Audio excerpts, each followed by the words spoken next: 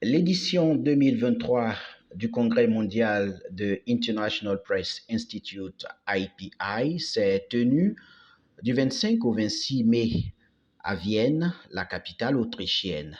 La Côte d'Ivoire était représentée par François Mbradeux, journaliste consultant. Au cours de ces 2 jours de formation, il a été question de la liberté de la presse, la contribution du journaliste au développement local et les questions liées à l'intelligence artificielle, comment cette nouvelle technologie peut contribuer à l'amélioration des productions journalistiques. Côté formation, l'ensemble des participants ont pu prendre part à plusieurs séances liées à la rédaction des dossiers de taille, à la rédaction des investigations liées aux questions de la société. François Mbradeux, représentant de la Côte d'Ivoire, livre ses impressions. Pour moi de participer à cette importante rencontre de haut niveau, un congrès mondial auquel je représente mon pays, la Côte d'Ivoire.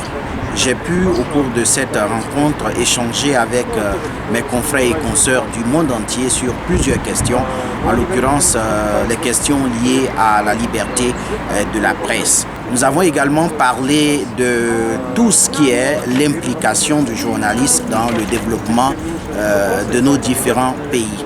Nous savons que la question de la liberté de la presse est une question cruciale. Sur le terrain, le journaliste s'engage pour apporter son grain de sel au développement de son pays. Mais malheureusement, nous rencontrons au quotidien des obstacles.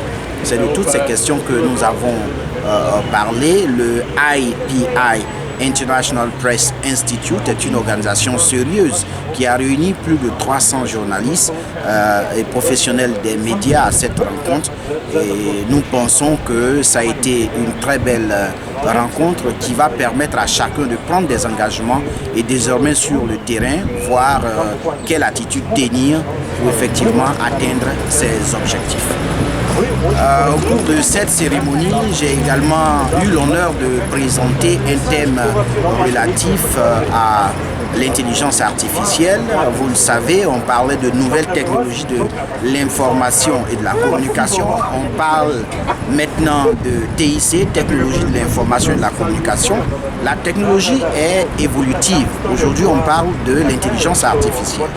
Comment l'intelligence artificielle peut aider le journaliste à faire de très bons articles, à pouvoir approfondir ses recherches. C'est une technologie qui vient de faire son apparition. Nous avons l'impression que ça vient pour ravir tous nos postes, ça vient pour nous mettre au chômage.